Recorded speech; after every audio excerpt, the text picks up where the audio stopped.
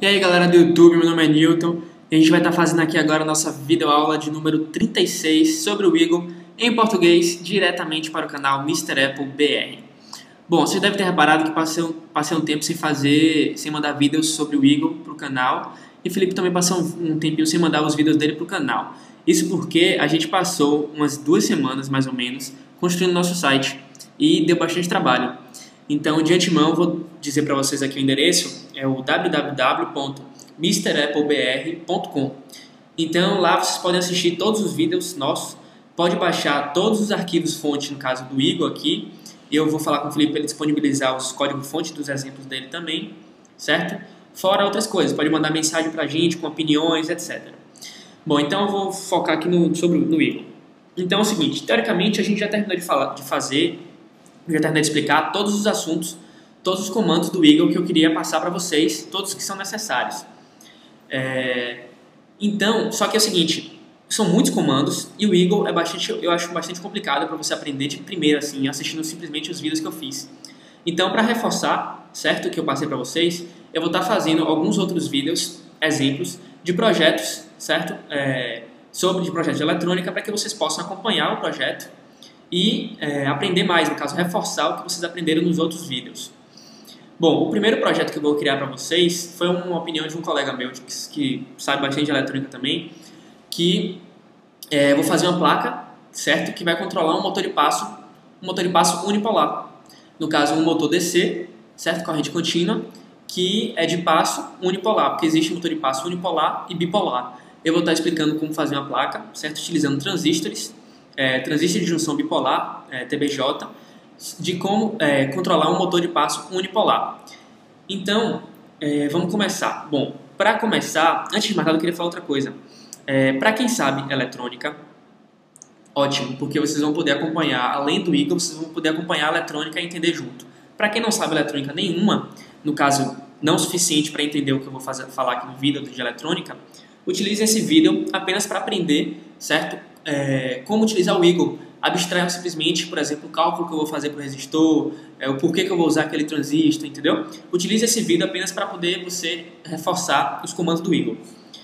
Então vamos lá. Para começar, eu vou no Google aqui e vou procurar, certo, o datasheet dos componentes que a gente vai estar utilizando. O mais importante é o transistor, que é o chip 41C. Então eu vou procurar aqui, certo, o datasheet dele. Lembrando que o datasheet, eu já expliquei para vocês, é uma folha que mostra todas as especificações técnicas e elétricas, mecânicas do componente. Eu vou baixar o da Motorola aqui, certo? Maximizar. E aqui vocês podem observar no datasheet, que no caso esse datasheet serve tanto para o 41C, tanto quanto para o 40C, quanto para o 41 até o 42. A, B, C, etc. Então, no datasheet aqui, ó, ele fala, por exemplo, um transistor de silício, de potência de 6 A, suporta de 60 a 100 volts, 65 watts. O encapsulamento dele, vocês veem aqui, que é o TO220. E aqui nessa tabela é uma explicação mais detalhada. O que a gente vai estar usando é o tipo 41C. Eu estou usando esse componente porque foi o primeiro transistor que eu utilizei na primeira placa que eu criei na minha vida. Então, certo, eu vou continuar utilizando ele. Ele suporta 100 volts de tensão entre o emissor e o coletor. No caso, entre o coletor e o emissor. Ele suporta uma tensão de 5 volts, uma tensão contínua de 5 volts na base, certo? Você pode chavear ele então com a porta paralela ou com um microcontrolador, por exemplo. A corrente dele, a corrente do coletor contínua, você pode ter até 6 A, certo? Se ele estiver saturado, ou 10 A de pico se ele estiver saturado também. E a base, no caso, para saturar, é 2 A, a corrente máxima é de 2 A. E, no caso aqui, a potência é 65 watts, a temperatura máxima que ele suporta isso aqui, não importa muito e tal. O encapsulamento é TO220. E o mais importante de tudo, que a gente vai estar olhando a princípio no datasheet, no caso, ele tem 3 pinos. O que é cada pino? A gente sabe que o transistor ele tem a base, o coletor e o emissor. Então, qual deles é a base, qual deles é o coletor e qual é o emissor? E se a carcaça for de metal, a carcaça está ligada ao quê? Está ligada à base, coletor e emissor, ou simplesmente não está ligada? Então é o seguinte, a gente vai descer aqui, certo? Ele tem alguns gráficos explicando o funcionamento do transistor. E lá no final tem uma tabela, no caso uma imagem, que no caso são as dimensões do package dele, do encapsulamento. E além disso, tem também a numeração.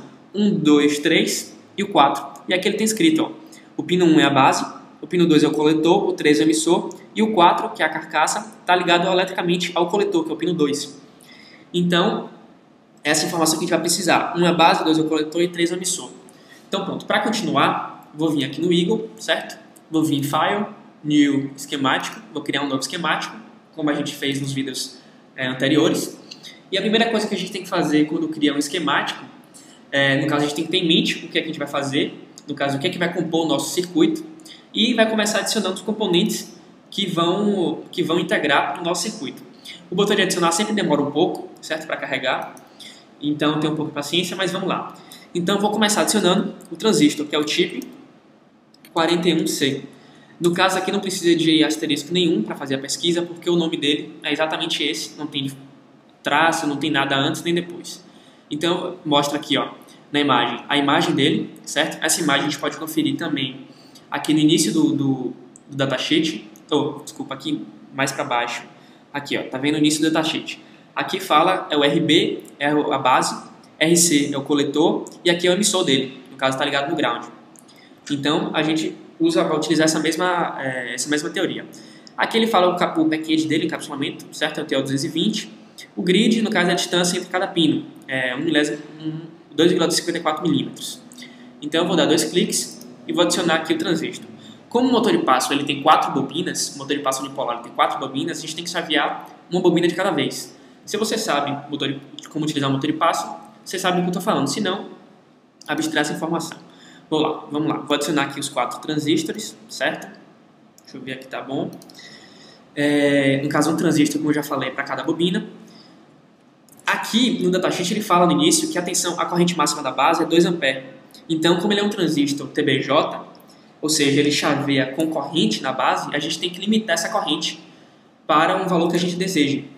Então eu vou estar utilizando um resistor na base de cada transistor. Então o resistor que eu vou estar utilizando é 0207 barra 10.